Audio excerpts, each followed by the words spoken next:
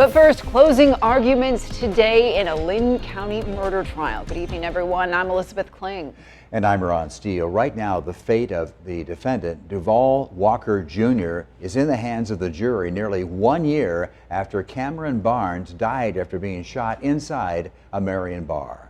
KWWL reporter Emily Moss joins us live right now. She's in our newsroom. And Emily, you were listening to today's closings, so tell us what you know about this case right now.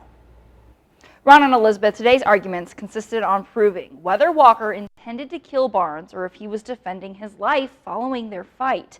Each team showed videos of the fight and surveillance from the bar that night, showing each angle of the fight as it unfolded.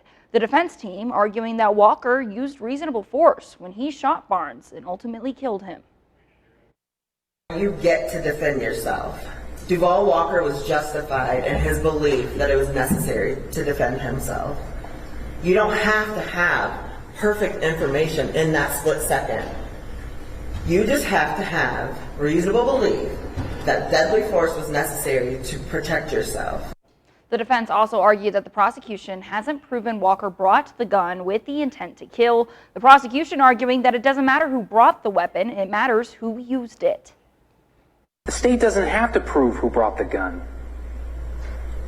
I have to prove who used the gun. Mr. Walker is the only person who used the gun that night. There is no one else with a weapon in their hands. No one else. The judge read off final jury instructions just less than an hour ago. The jury will return in the morning to begin deliberations. We expect a verdict anytime this week. Ron? Emily, thanks for the update. We'll keep everybody informed, so make sure you also have downloaded our KWWL News app. It is free to get the latest alert when we do have that Linn County verdict.